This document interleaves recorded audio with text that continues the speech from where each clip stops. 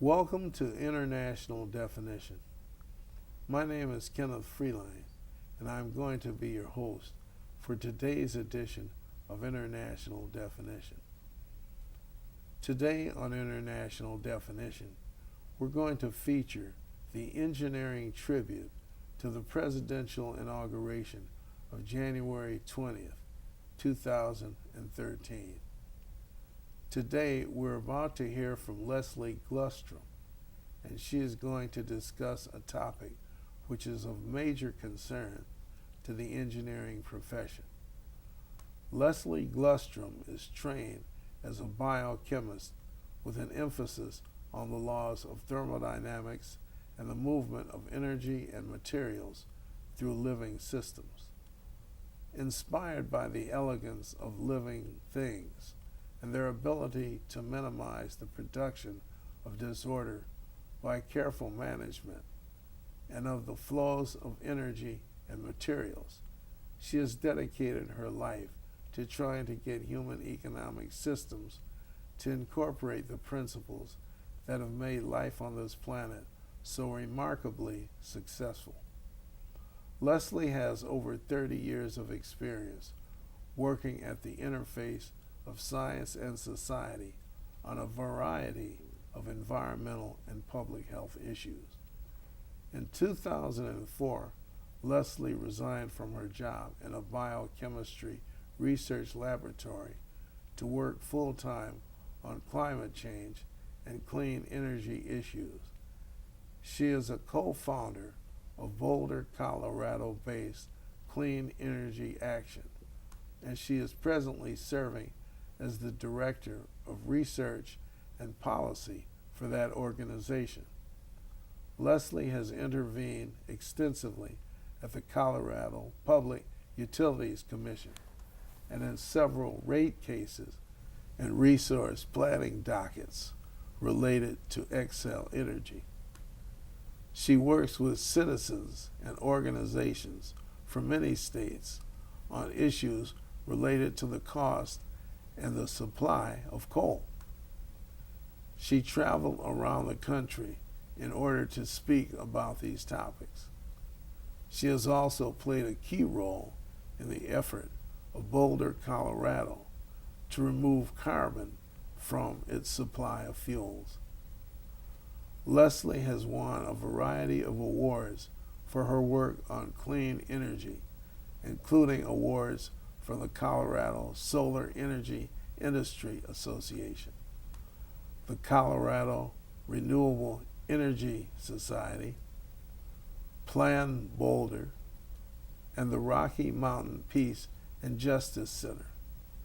She has authored a number of reports on American coal supplies and coal costs, and she is a co-author of a Harvard study which is entitled, quote, Full Cost Accounting for the Life Cycle of Coal, unquote. This study was published in 2011.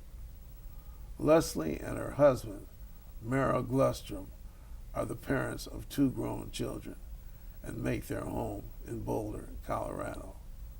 So now, let's hear from Leslie. Leslie, it's good to have you on the show. Kenneth, awesome. Thank you for having me. I appreciate this opportunity. We have a large challenge ahead of us with respect to getting our country repowered for this century. It's a very large engineering challenge, but it's also a tremendous opportunity. And as we move forward with this challenge, we will unleash tremendous innovation in our country, and that will help drive a new wave of economic development that's really very exciting. I put in a couple of states. Clean Energy Action has a report on our website that includes the cost of coal for every state, so anybody that wants to know what's going on with coal costs in their state can look up that report on Clean Energy Action's website. You'll find a graph like this for your state. I just put in Michigan, where we've been seeing coal costs going up over 10% a year since 2004. 2004 is an inflection point when our coal costs began to rise. Again, before that time, coal was typically $1, sometimes $1.30, $1.40 a million BTU. But we can now see in Michigan, we've more than doubled since 2004. It used to be $1.37.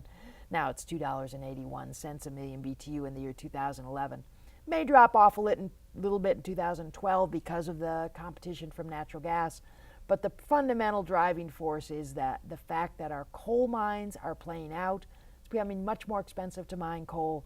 And instead of having a 200-year supply of coal, we have a much, much shorter horizon. When I'm being conservative, I talk about a 20-year planning horizon for moving beyond coal. I'm not even sure we're going to get 20 years out of our remaining economically recoverable coal. We can look at places like New York, where coal went from about $1.50 a million BTU in 2004 to over $4 a million BTU in 2011. When coal costs go above $3.50, somewhere in there, it's very hard to make coal plants really work economically.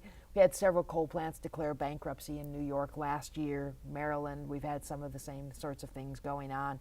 And increasingly around the country, coal plants can no longer compete. Yes, natural gas costs are lower, but also coal costs have been going up. 15% a year is, 5 or 6 times inflation. It's a very serious thing. So here we are back at this graphic, and just to remind ourselves, it gives you a chance now, wherever your viewers are, to kind of look at their state. This could be updated. We'd actually find more red on here because increasingly we're powering our country by shipping coal from Wyoming. You can see some of that coal goes down to Georgia, to the big Sherburne plant north of Atlanta, goes into Alabama, comes out to Michigan. And increasingly, as the Appalachian mines play out, we'll see more and more coal plants. If they're trying to operate, they'll be trying to operate on that Wyoming coal. So let's take a look at what's going on with that Western coal.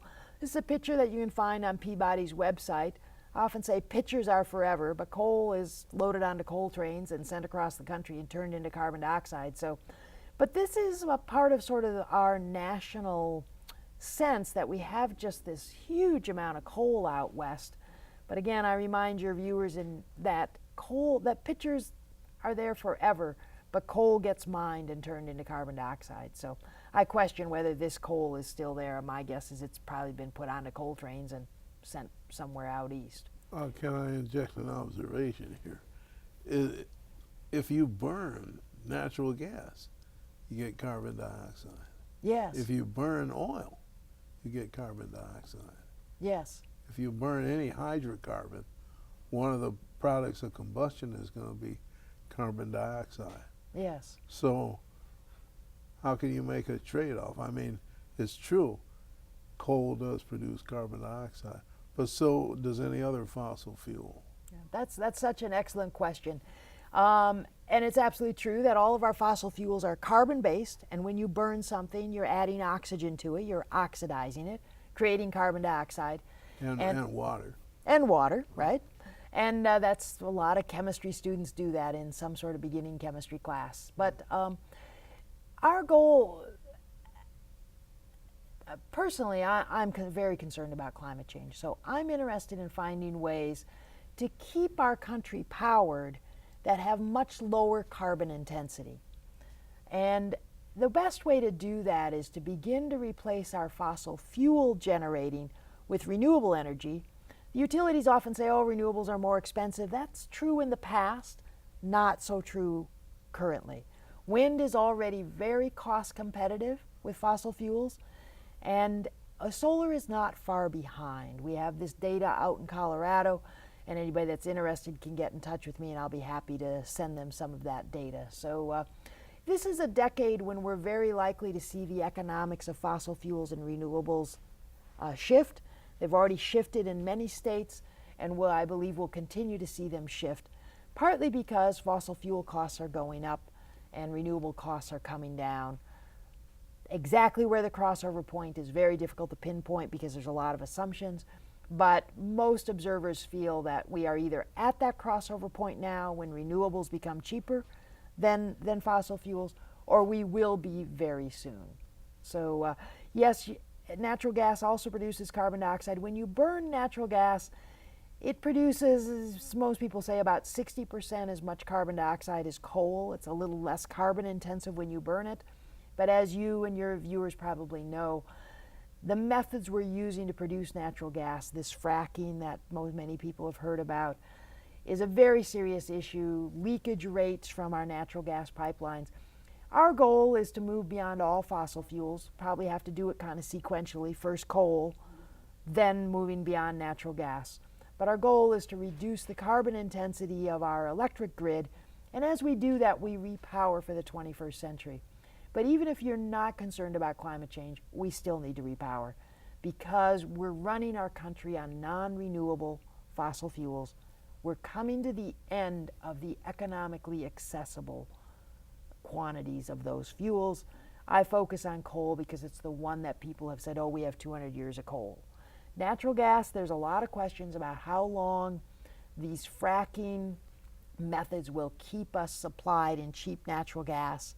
Some people say it's 50 years, some people say it's 10 to 20 years. I'm not a natural gas expert, but either way, it's not that long when you think about how long it takes to repower a country. And you pointed out when you talked about jeopardizing the supplies of water, I presume you were talking about fracking. Yes, and I think most people that think about it don't think it makes sense to jeopardize our water, which is essential to all life, in order to extract the last bit of fossil fuels. As we go down farther, we'll talk about it. We have way over 20 times the amount of wind and solar we need to run the country. This is the engineering challenge. It's a challenge that's being faced in many other countries and being met, whether you talk about Germany, whether we talk about Portugal, Spain, Italy, all these different countries are learning. Ontario, the province that's north of Michigan, the Canadian province, engineers all through those countries are learning how to integrate variable wind and solar. Demand is always variable. We turn lights on, we turn TVs on, we turn them off. So demand has always been variable. We also can manage variable supply. And some utilities are getting pretty good at it, and certainly many utilities in other countries are getting very good at it. So that's our challenge, and that's actually very exciting. And I think the generation that's coming up can get very excited about how do we learn to do that. We know we have a lot of wind and solar. Let's figure out how to make that work instead of how to ship train loads of coal across the country on our frankly rather dilapidated railroad system. Let's get a 21st century power system going. Just want to dig a little bit deeper into what's going on out west, because that's where everybody thinks that 200-year supply of coal is. This is a map that shows the mines out in Wyoming. There were 13, there's now only 12 mines. The Jacobs Ranch and Black Thunder have consolidated. So 40% of our country's coal is coming from 12 mines. We're going to take just a minute to look a little more at what's going on with those mines.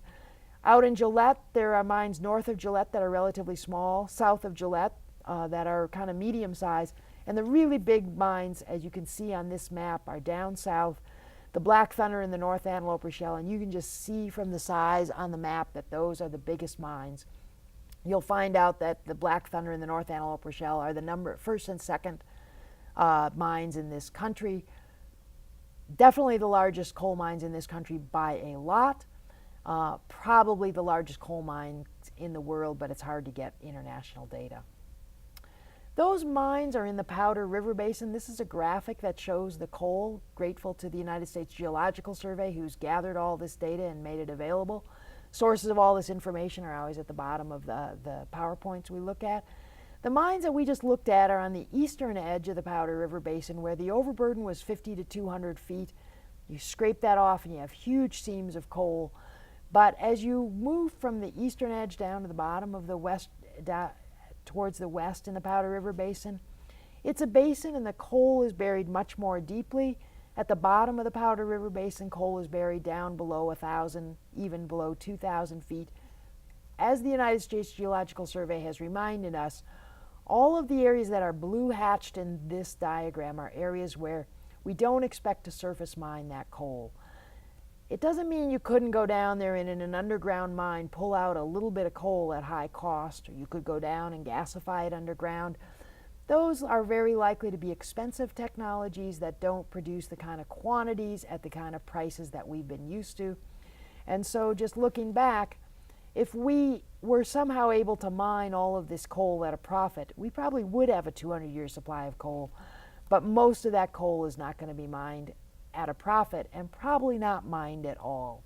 It's just too hard to get to. And this is where sort of the Fort Knox, this is supposed to be the Saudi Arabia of coal, and yet the vast majority of this coal is not likely to be accessible. 2002, when the United States Geological Survey looked at this, they said only 17% of that coal was likely to be economically recoverable. They redid their study in 2008 with much more data from the coal bed methane drilling that has been happening out there at a time when coal costs were going up, and you would expect the amount of economically recoverable coal to go up. Instead of going up, when the price of coal was going up, the amount of economically recoverable coal was cut by more than half, almost to a third, to 6% of the economically recoverable coal. Can I ask you a question here? Please. You remember the concept from economics, elasticity, Yes. where a commodity is not sensitive to the price.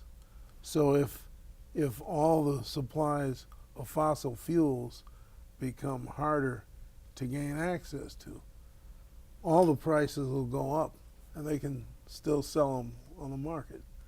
I mean, what's to prevent the producers from just raising the prices so that if it's not economically recoverable at today's prices, they just raise the price, and then it becomes economic to recover those. Yes, that's such a good question, and there's a couple of different parts there that you've gotten to that I really appreciate that. This is a really important thing. Many people are struggling to pay their utility bills. Utility bills are big and they're essential. You have to pretty much pay your utility bill. And most utilities around the country don't bear any of the risk for those rising costs of the fuels needed to produce the electricity. Most utilities are able to pass those costs straight through to their customers. If they're an investor-owned utility, they're going to make their profits by spending money on the big coal plants, the natural gas plants. Then they get to recover those costs, plus they get a profit margin on them. But the cost of the fuel to run those plants gets passed through to ratepayers, typically no matter how high it goes. So you're right, as coal costs go up and gas costs go up and coal costs go up and gas costs go up, yes, you can make more fossil fuels economically recoverable for the producers, but the people who are paying those costs are the people who are paying their utility bills. And that's a serious issue for our country because we already have many people who are struggling to pay their utility bills. So the other way to think about it is what other countries and some states have begun to do. They've begun to realize that when you invest in ways to generate electricity that don't require fossil fuels, ultimately you actually end up bringing in electricity that allows us to start stabilizing our costs and will come in underneath the cost of the fossil fuel generated electricity. Again, this is data that we have from my state in Colorado, and we're seeing it increasingly around the country, that when we invest in wind and solar, fuel-free ways of generating electricity, wind we know now is already very cost competitive in many, many situations, and solar is, the costs of solar have dropped dramatically in the last 5 years.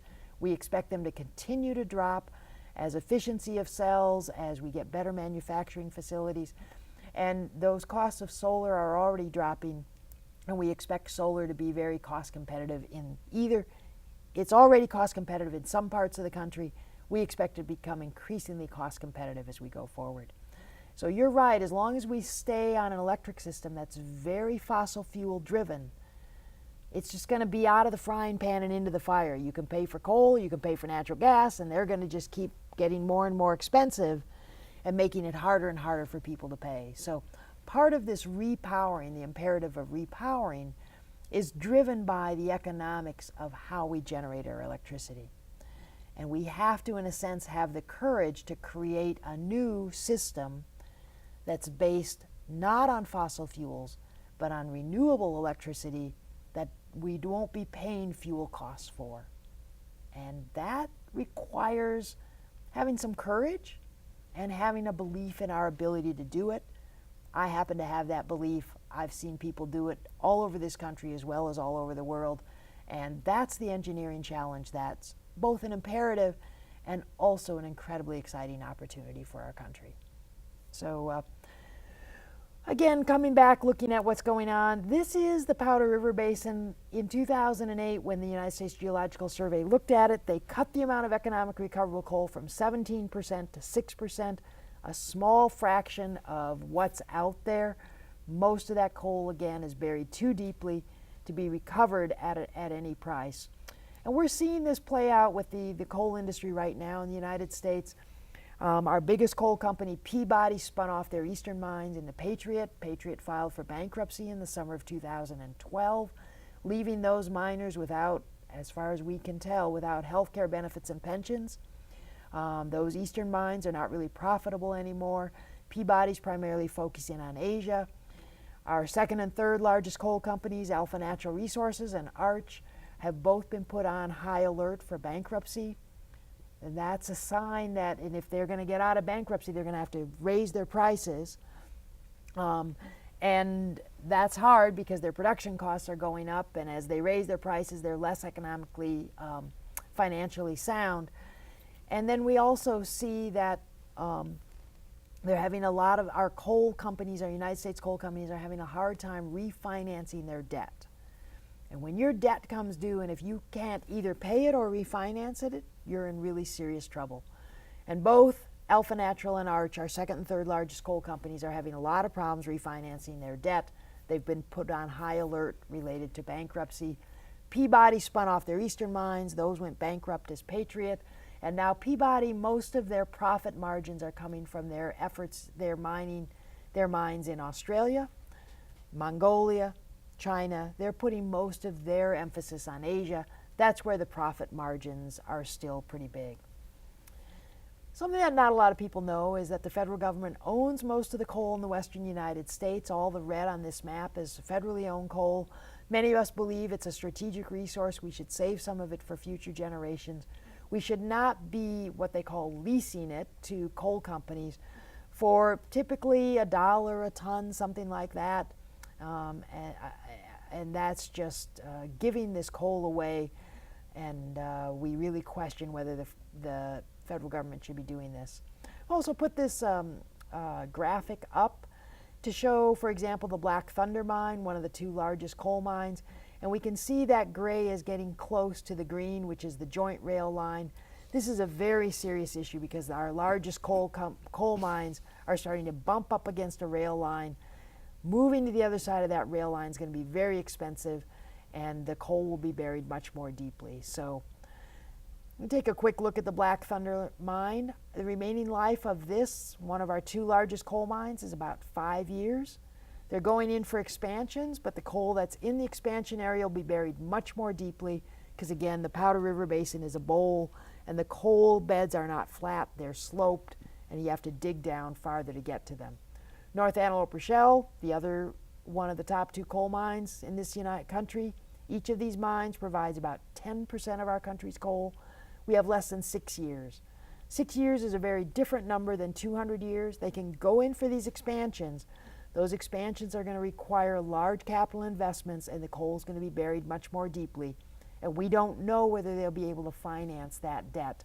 And even if they can finance this expansion, which would add about 10 years, will they be able to finance the expansion in the 2020s? And thank you so much for this opportunity. Leslie, it's been good having you on the show. I appreciate your presentation here. I'm glad that you were able to join us for today's edition of International Definition. Today on International Definition, we heard from Leslie Glustrom as she discussed a topic which is a major concern to the engineering profession. Leslie was participating in the engineering tribute to the Presidential Inauguration of January the 20th, 2013. And now, until our next broadcast, I'm your host, Kenneth Freelain, thanking you for joining us today.